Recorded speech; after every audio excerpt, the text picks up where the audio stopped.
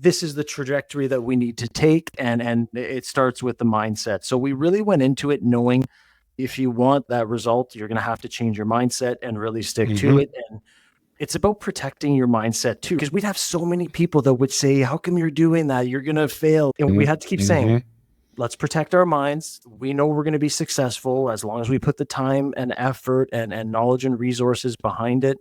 If you're finding value in what you're watching, consider hitting the subscribe button and turning on the bell notification. Oh, and don't forget to drop a comment. I love hearing your thoughts and ideas. By the way, we have got a ton of other videos waiting for you. And if you are ready to level up your mindset, come hang out with us in our private Facebook group called Mindset for Business Success. Welcome to Super Entrepreneurs Podcast. I'm your host, Shahid Durrani. Today we have with us Dave Dupuis, also known as Investor Mel and Dave. And I know Mel couldn't make it today, so Dave is here to help us understand what they do better.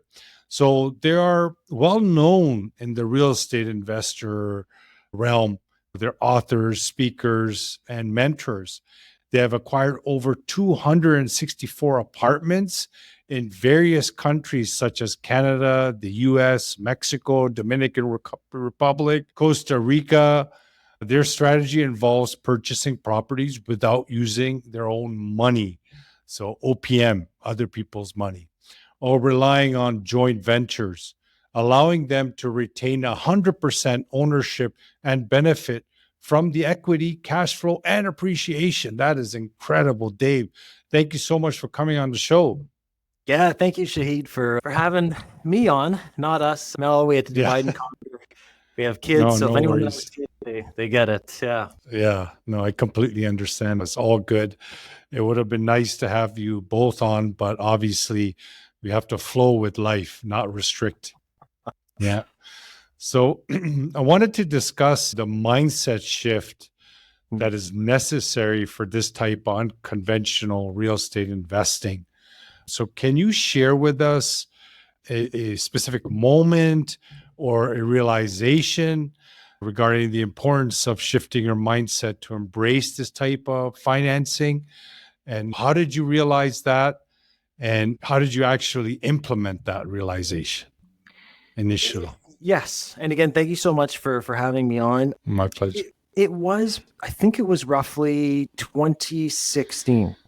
We had already purchased roughly 4 or 5 properties, and the big banks were now saying no. They said your ratios, you're maxed out and no longer able to do this. So we had heard of creative financing for a while, but we were like, oh, it sounds shady. It sounds backdoor, mafia. Like it just, hard money lender. Like, what is that? So we had that initial mindset change when we were forced to start looking at creative financing. And then everyone kept telling us, and I know in the intro you said, everyone kept saying, if you want to grow and scale, you have to have joint ventures. And for our lifestyle, for what we're doing, we said, we don't want to do that. So we said, okay, we know we're going against the grain. We know that we're going unconventional. And that's when we had the mindset shift. We said, we have to be okay with being against the herd, the grain, whatever saying you want to insert here. And we have to know that it's going to take work. We're going to get criticism. People are not going to understand because it's not the traditional way. And we have to be okay with that, right? We have to be okay with naysayers and hearing a bunch of stuff. And we really primed ourselves to, this is what we want over here. And this is the trajectory that we need to take. And it starts with the mindset. So we really went into it knowing, if you want that result, you're going to have to change your mindset and really stick to it. And it's about protecting your mindset too, because we'd have so many people that would say, how come you're doing that? You're going to fail. And we had to keep saying, let's protect our minds. We know we're going to be successful as long as we put the time and effort and knowledge and resources behind it. So really protecting as to who we listen to, people that were more successful than we were, and just priming ourselves. So that was the mindset shift. And we haven't looked back since, Shahid. Yeah. That's why, Dave, I wanted this episode to focus around the psychological impact, because there's so many people that are not taking the step forward because of these creative opportunities, a lot of in the lending space, creative might mean doing something hanky panky, but that's not the case here. This is something ethical and something that is quite common. There's a lot of successful people that actually, most of them that got anywhere, they got with the help of others, not alone. You can't really make it alone. So if you're utilizing someone else's wealth to achieve something where it benefits everyone, it's a win-win. So that's great that the focus was there and you guys realized that the mindset is a major component, because we can hold ourselves back, right? Like even if we want to do something, we might not do it because of what other people think, because everyone has a opinion. And if you take that opinion to heart, you just sit in a room or you have some kind of fear. So were there some other fears, or what are your biggest fears that you faced when you started out looking at other people's money for real estate deals, and how did you overcome them? Great question. So in the beginning, yes, we have 3 kids, right? Mel and I are a blended family. She has 2 kids from previous marriage. We have 1 together. Once we started going down the creative financing route, Mel was very worried and scared, right? She was like, okay, if we're going to start doing this, we're dealing with other people's life savings. We're dealing with people's retirements. We're dealing with people's nest eggs. We have to know how we're going to pay them back. So we got hyper obsessed with exit strategy. And it sounds cheesy, and Mel and I say it all the time. You have to exit the deal before you enter. So that was the biggest thing that was the biggest fear, is how do we pay people back? So we constructed a system and a process that we see the exit before we even enter the deal, because if there's no exit, don't touch someone else's money. It's that simple. That's how people hurt themselves. So that was one of our biggest fears. And that was honestly overcome with a lot of different things. So mindset, we just talked about, we primed ourselves with, we're doing this, we're finding a solution, we're writing in our journals every day, we have our vision boards, we say our gratitude and affirmations. That's a non-negotiable. Every single morning I love that. And I don't want to sidetrack here, but if anyone thinks that is mumbo jumbo or it doesn't work, or I used to think the same too when I was younger, Same here. Just try it. Like literally just say, I'm going to try this for 30 days. If after 30 days, you're not in a better headspace or a better financial or emotional or relationship, then stop doing it. But I can 99.9 guarantee you that you're going to be in a better spot by being, anyway. So that's, I sidetracked. No, it's good. Thank you. Sorry, go ahead. Sorry, go ahead. I was just going to say that the biggest fear was overcome with, again, knowledge and resources, right? We hired a lot of coaches. Mel and I still have 4 coaches. We did not listen to the naysayers. I still have people that say, why are you doing this? And really, I haven't proven it to you yet. And then the third thing of getting over that fear was literally action and execution. Nothing happens without that action or execution. Yes. Yeah. And when it comes to the gratitude that you mentioned, and it was such a great inclusion of that point because it's so dear to me. Anybody that we work with as well, as the first thing that we get them into a habit of. And it's the most, I guess you could say, turned off by it a little bit, because they say journaling. I'm not going to journal. What do you mean journaling? But once you start feeling that, and you're feeling a different way, because we have this state of mind that we've been conditioned to have throughout our life. And when that starts shifting, sometimes it gets uncomfortable because it goes against our paradigm. But when we shift that and we start feeling something different, and that's what you mentioned about the action, that's where the action comes, because when you start believing something different about what you're capable of doing, because a human being, no one can even really guess at what our potential is. So if you just think about it at that end, and you go at it with feeling something new, you start acting different. And I heard about you guys, and that's why I contacted a colleague of ours, Simon Davis, I believe his name is. He's part of the Action family, yeah. Yeah, he's a fellow colleague of Procter Gallagher Institute. And you're saying that it changed what he does, obviously, is just the way our program is set up. And that's the key part of this whole thing, is action. And when we have those blockages in our subconscious mind, and I want you to speak about this a little bit, please, if you could, is how do you get them to take the action? A lot of people talk about action, but when you look at action, it is true wisdom because you're coming from a very deep place. When you're taking a chaotic action, you say, I need to do this. I need to do this. I have to do this. It's a different energy to it. So how do you and your organization work with action to get them? I've seen your posts, Actions Monday, I believe it's called. So can you speak about that a little bit? Yes. And again, with the back on the journal, I think the stat is what I read, you're 42% more likely to achieve it if you write it down. So why not stack the odds on your side, and don't be too cool for school. Just try it out.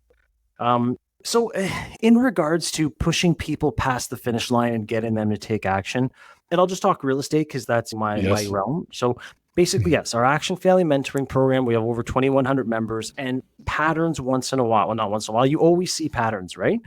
And I'll see there's a lot of people that are very analytical, which can be an amazing thing because they're to the T, they analyze. Yeah. But then sometimes it can also, again, just like anything, there's pros and cons. And I'll see it where they are stuck in that, they're having a block, like you said, Shahid, the analysis paralysis or paralysis by analysis. And they're literally, they're in their own way. And what I tell them is, and it sounds silly, but you can be in your own way sometimes if you're for sure. Yeah. So what I tell them is, again, in regards to real estate, it's going to be put the deal in the cash flow analysis matrix is our tool. Do all the due diligence like we show you. Dot the I's, cross the T's. And once that happens, you're going to get to a certain point where all the things that you are certain about, you can't do. You've exhausted all the research. You've exhausted all the due diligence. You've done everything. Everything looks good on paper and everything looks good to proceed. It's that last part of, okay, when I do that, when I firm up on the deal, when I do the accepted offer, when I get a deal under contract, again, I'm talking just real estate, then they have that part of uncertainty, and that's what stops them. And what I tell them is having feelings is normal. And I'm just talking real estate here. It's going to be a mixed bag. It's not always going to feel good or amazing or at a high frequency and vibration. You're not always going to have that. And it's not normal to, I shouldn't say it's not normal. In my opinion, my experience, it's not the way that it feels, because even though we've purchased 264 units, every time we buy a new deal, we get to that point, everything feels awesome, looks awesome. Now it's time to take the action and execute. And there's the what ifs. What if the tenant doesn't pay? What if there's an issue? We can't control the what ifs. So at that point, if you've done it all, you just have to know that once I reach this point, I'm telling myself I'm making this decision, I'm pulling the trigger. And with pulling the trigger, if things happen, I roll with the punches and it makes me stronger and better. It's either, there's no win and lose. It's either you win and learn. And that's what's going to happen is when things happen, it'll just be a learning opportunity. So that's what I tell them to get past that sticking point is it's okay to have feelings sometimes of, I'm worried, I'm not certain. That's normal. But I still proceed with the deal if it's a good deal. Yeah. You go past those thoughts and feelings. You accept them. You fuse with them. You feel into them, but you still take the action. And worrying is a habit. It's just a habit. That's all it is. That's what we talk about when you shift your paradigm. You shift your paradigm from that worry state of mind to a more elevated state of mind. Doesn't mean it still doesn't come.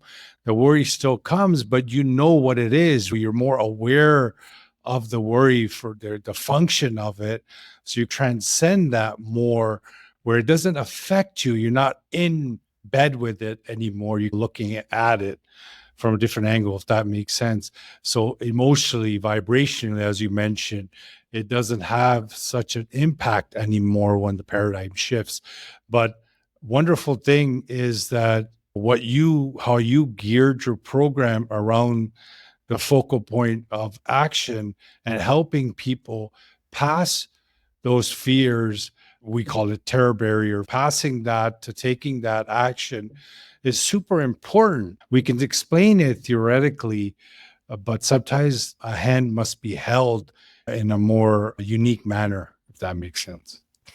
It does make sense. And if you could see me feeling around and looking around, it's because I usually carry I don't know why I don't have it in my pocket, my gratitude. I have a little, like a rock, and it can be Yeah. anything.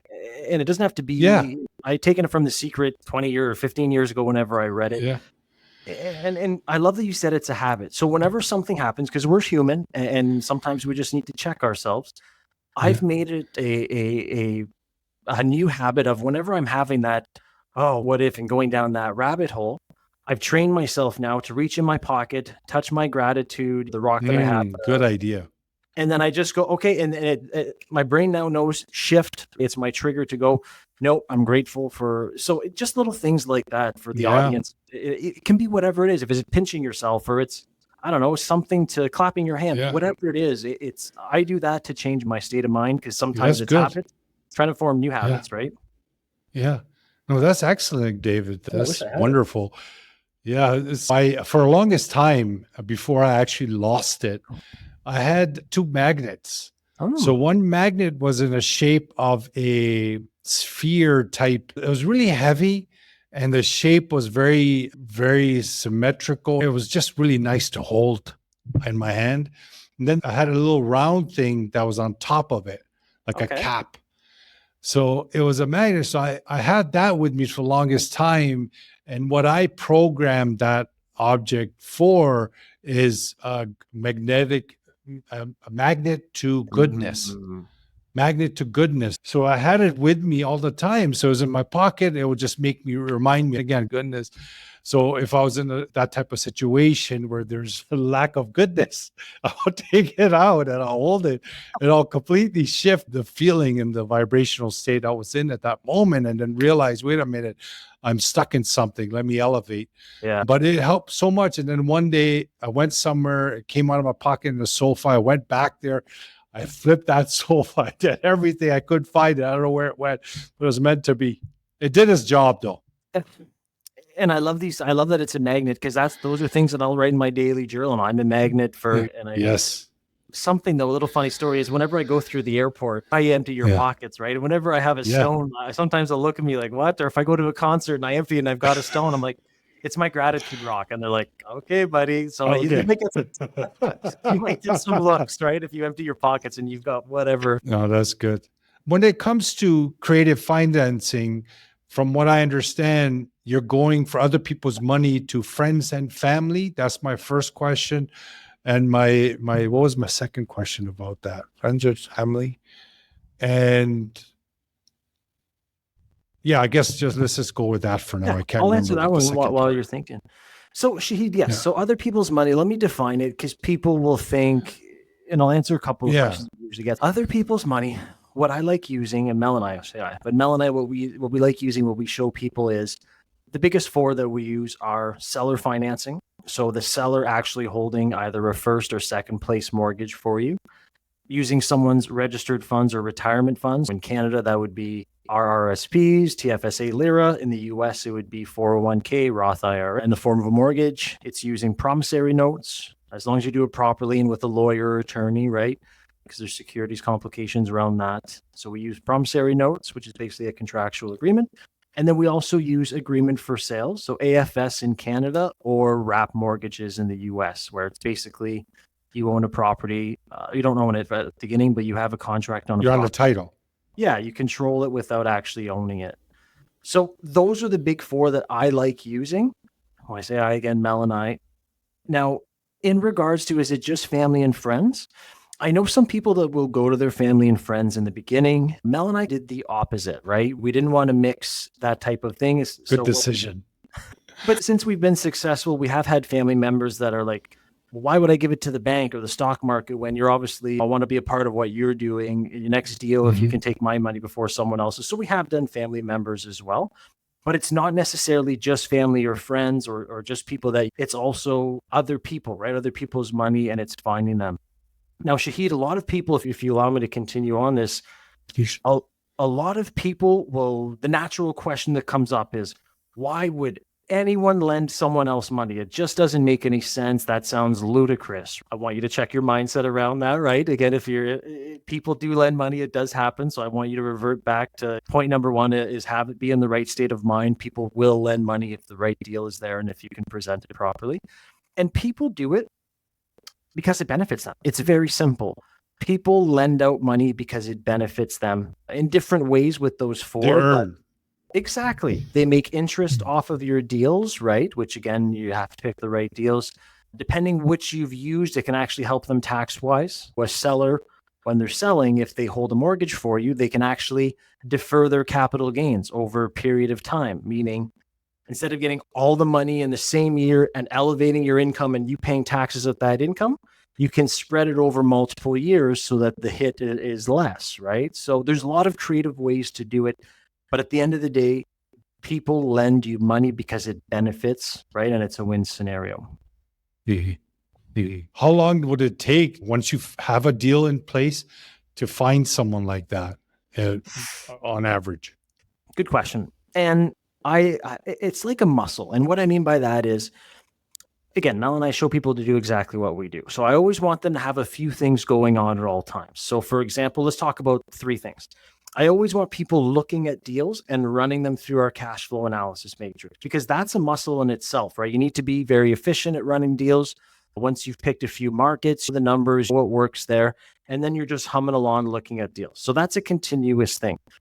The professionals will introduce you to, so the lawyers, the accountants, the mortgage brokers, the insurance brokers, the real estate agents, it's keeping in touch with them and utilizing their services. So you have your structure set up with the accountants and lawyers. You have your file up to date with the mortgage broker. So having that up to date at all times, and then also always be raising capital. Let's say, for example, Shahid, you and I are chatting and you're like, hey, Dave, I've got, 50 or 100K that I want to invest in one of your deals. You and I will negotiate. Okay, so do you want a first place mortgage, a second place mortgage? Is it a promissory note? Are you okay with Canada or the US or Costa Rica? Does it have to be, can it be a duplex or a fourplex, or can it be a 5-unit over? How long of a period of time? What the interest rate? So you and I determine all of that ahead of time, Shahid, as I'm, talking to private lenders. So then I know, okay, Shahid's $100,000, I can deploy into these types of deals. So when I find that type of deal, hey, Shahid, if you're interested, I found a property. We're going to jump on a Zoom. I'm going to show you my cash flow analysis matrix of how I'm going to pay you back. And that way I'm not, because it's like chicken and the egg. Do you want to find the money first? Then, hey, Shahid, I don't know what deal I'm going to use. And then Shahid is waiting forever and ever and goes with someone else. Or do you want to find the deal first and then, I have it under contract for 2 weeks. Yeah, I'm under the gun. So it's a little bit of, like have a database. Exactly. Having conversations with people and knowing what they're willing to invest in and into what. And then when you find that deal, boom, you make the phone call and hopefully you get the deal funded. And do you pay back usually in the same as the bank would, 20, 30-year amortizations? That will depend. So for example, what example do I want to use? Let's say you had lent me, let's say that $100,000, Shahid, was a second mortgage. And I'm using that as my down payment because I don't want to come up with my own money for my down payment. So I have a private lender in first place, whether it's a credit union, a hard money lender, a mortgage investment corp, whatever. Someone in first place that's okay having Shahid's, second mortgage behind me. You and I would negotiate. If it's going to be principal and interest, then we'll need to figure out, hey, is it going to be a 25-year amortization, a 30-year amortization? What interest rate? Is it paid monthly? Is it paid annually? If it's interest only payments, then there's no amortization. So that's where, and I love that you're asking this question and not to get too much in the weeds, but that's literally, Shahid, where I'll see what you're okay with, comfort level wise with your funds, right? And then B, when I put it in the cash flow analysis matrix, that's where I'll be able to say, Shahid, you know what? You wanted principal and interest. I get it. X amount of interest. In order for me to be able to pay you, I keep hitting my hands there. I'm French, so I talk with my hands. In order for me to pay you principal and interest at that interest rate and still make the deal in cash flow, I actually have to pay you less interest or something like that. However, if you let me pay you just interest only for the first year, Shahid, I can still give you that interest rate. And at the end of the year, when I refinance, that's when you'll start getting your principal and your capital back.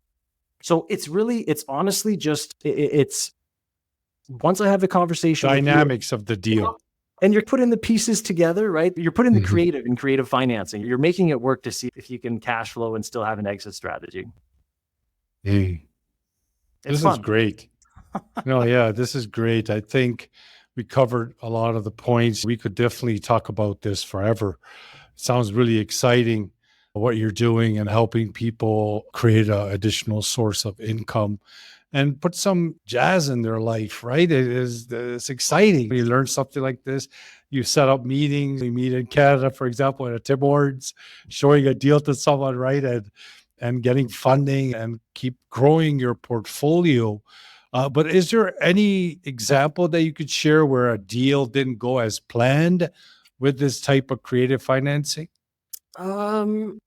Yeah, like there was one, I'm trying to think. There was, you know what, this would be a good lesson for people. And this was a good lesson for Mel and I in the beginning. And I love that you're asking this. So this deal still made money at the end of the day. We still profited, but we didn't profit as much as we thought we would. Again, because we put the deal in the matrix, we're putting ourselves a cushion, some insurance policies to make sure that if XYZ goes wrong, we still have enough cushion in the deal. So in this particular case, I think it was a duplex or triplex. I can see the building, but I'm trying to, doesn't matter. What ended up happening is, and this was a good learning experience, and this is what we talk about, we were not on top of the bookkeeping and we were not on top of the actual contractors. And this is such an important lesson is you can't just set and forget. As much as real estate can be passive, you still need to manage the managers. You still need to be somewhat involved because no one's going to care as much as you. So this deal, again, because we weren't looking at the numbers as closely as we, and this is a while ago, right? So we weren't looking at the numbers as close. So the budget was not being followed. And then the timelines were also not being followed on the, not construction, but the renovation side of things.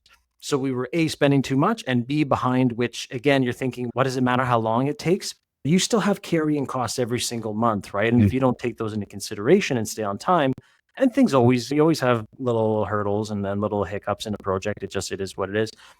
So at the end of the day, yeah, we still refinanced that property. It just, instead of making X amount of money that we thought we would have, we made less, which is like, oh man, did we really want to do this project?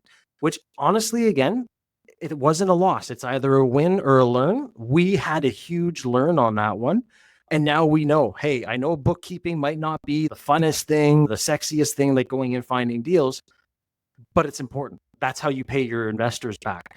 Staying on top of timelines and that, again, is not super exciting and fun like finding other deals, but it's necessary, right? You have to, you can't just be buying all the time. You have to stabilize and reposition what you have in order to pay people back. That would have been a deal. Again, we still made money, but it wasn't as much. If you had told me in the beginning, you're only going to make this much, I would have said I pass. But it was a very a very important learning deal, For which has sure. helped us over the years. Yeah. And Dave, the key point that you made there is that you never really fail or lose. You actually learn because everything has a lesson, and sometimes you, even from those failures, you learn so much more that amplifies what you do in the future. So there's good and bad in everything, right? It's just the way you look at it. But if you change that mindset again, and how you look at fear, failure, and losses, it could change your game completely. I agree. Yeah. Yeah. No, that's great, Dave. It was wonderful having you on the show, my friend. Thank you so much for taking the time, sharing your knowledge, your wisdom, and I definitely wish you the best. Awesome. Thanks for having us on, Shahid. Appreciate it. And maybe next time Mel will be here. But yeah, thank you for having us on.